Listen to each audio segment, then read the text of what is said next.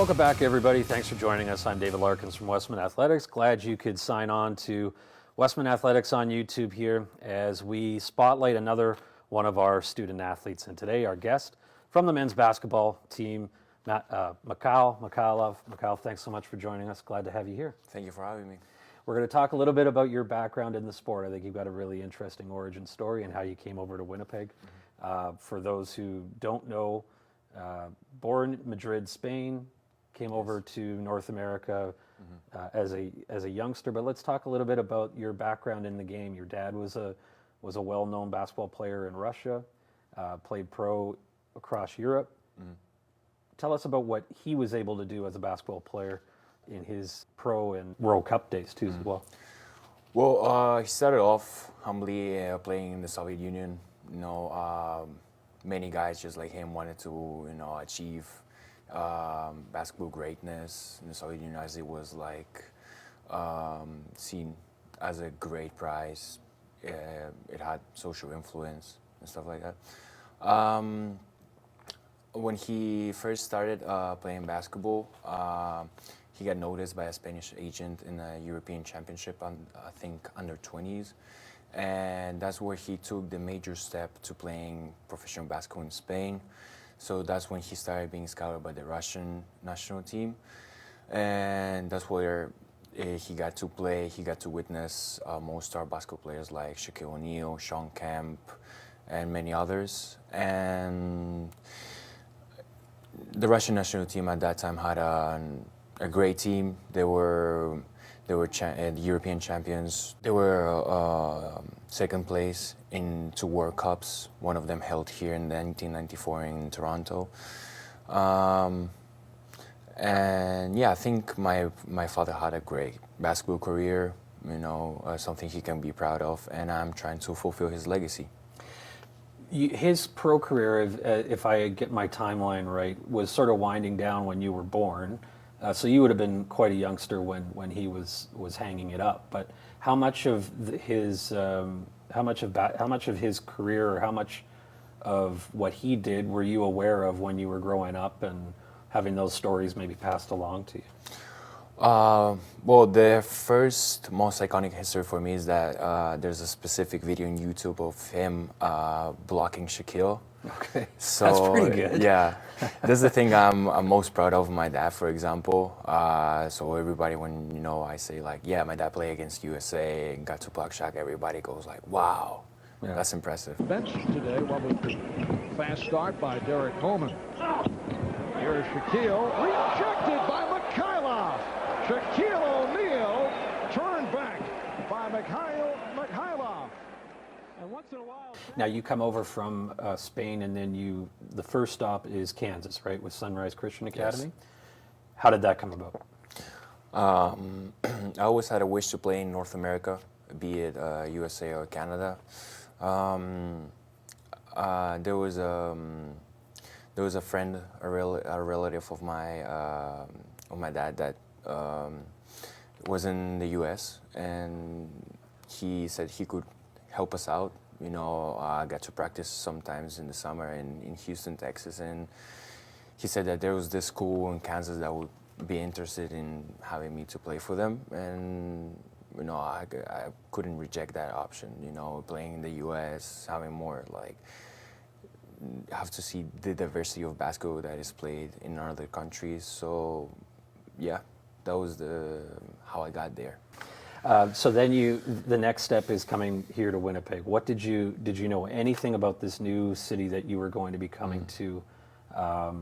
What was your thoughts as you were getting this new opportunity and again another new country? Well, first of all, I gotta be honest, I didn't hear much about Winnipeg. But when I was introduced, I heard that the basketball program was really good, and yeah, the thing is, I didn't know about the cold, so that also caught me off guard. Yeah, but I gotta say, it's a place that has welcomed me with open arms. I'm really grateful for being here and for the people, and that's what I like the most here, how people treat me and the friendship I've made along the way. And as soon as I speak that, Sean Moranin steals it, gives it to Mikhailov, slam dunk! Well, I think it's a little bit of a mix of both, of the American and European, but I think it goes more to the European way, as here we have lots of sets, lots of organized things. You know, we try to play and get the best for the team, you know, and it's always about, you know, playing defense and thinking about your teammates' benefit. For example, if I'm, for example, wide open, but my teammate has a better shot, yeah, you can just pass it to your teammate. That's what I like the most here. That's what makes me comfortable playing here. And yeah, so for a player like the things team-wise, I think that's what made me be the most comfortable here. We were talking off camera about, we have another Spaniard on this team with Alberto Gordo. You said, you know, we weren't really familiar with each other. We were aware of each other. You played against each other once in youth. Yeah. But I'm wondering if just having that connection with having somebody from, albeit a different part of Spain, but still from your home country, is there a chemistry there? Is there, or do you, what's the kind of the relationship like with you two? Well, first of all, when we met, it was just simply like, whoa, there's a Spaniard here like me. There's a guy that we can, like, you know, talk in the same language and share the same culture. I think along the way, we've grown lots of chemistry. Because, for example, sometimes we speak in Spanish while playing, so the other guys will get confused and not know what play are we doing, what coverage. And yeah, I think having another Spaniard is what built a little bit more chemistry to the team that we have right now. We're going to finish off with just a few sort of human interest questions, the things a little bit, just to get to know your personality a little bit. Now, again, Russian dad, Belarusian mom, born in Spain. How many languages can you speak? Are you comfortable speaking? I'm comfortable speaking 3 languages fluently, and I learned German for 5 years. And also, I know just a little bit of Greek. Oh, okay. Just a little bit. How did the Greek come about? Your dad played in Greece, I know a little bit. Okay. Yeah, he did. So I was kind of interested in that. So he taught me a couple of words. Okay. I did some research by myself, and you know, I always liked that country. So English, Spanish, German. Yeah. That's the 3. Yeah. Okay. Oh, and Russian. Russian is. And of course Russian. Yeah. Right.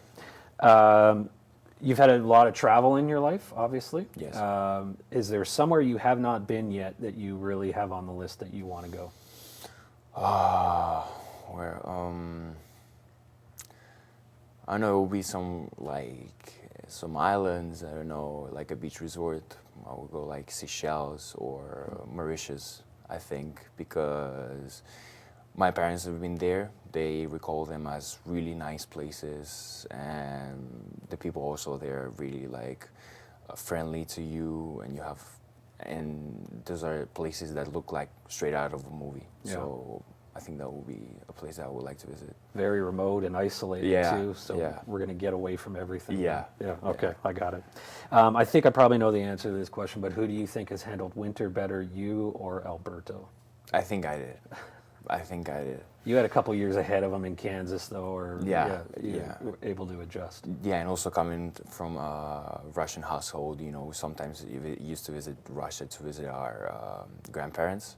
So, and there was this factor about winter, you know, we knew how to prepare the cold and stuff, what to wear, what to expect, so. He mentioned to me when we announced him as a recruit that the coldest he had ever been in was something like 12 Celsius or 10 Celsius or something like that, so he was a little worried about it. Yeah. But I will give credit to him. He has adjusted well now. Now that he's kind of wore off the shock of it, he's done all right. Somebody is traveling to Madrid. What is a place or a thing or something that you would tell them they have to see or they have to do? Well, there's lots of places I would recommend, but mostly would be the most touristic thing would be the Plaza Mayor. Would be a major square. It's a place that resembles the Madrid spirit and its history. Other things would be, for example, the many parks that we have, the many museums that we have. Museo del Prado is really famous for its artistic paintings of old Spanish painters like Goya and Velázquez. I think I would recommend mostly going to that museum and also try the varied foods that we have. We have any type of gastronomy from Spanish and from cultural mixes, as there are new restaurants that arise every year. So, yeah. Yeah. I recommend going to that place specifically and try out our food. Yeah. If somebody were to find your Spotify or your Apple Music, whatever you use, what is an artist that is most likely to be found on there?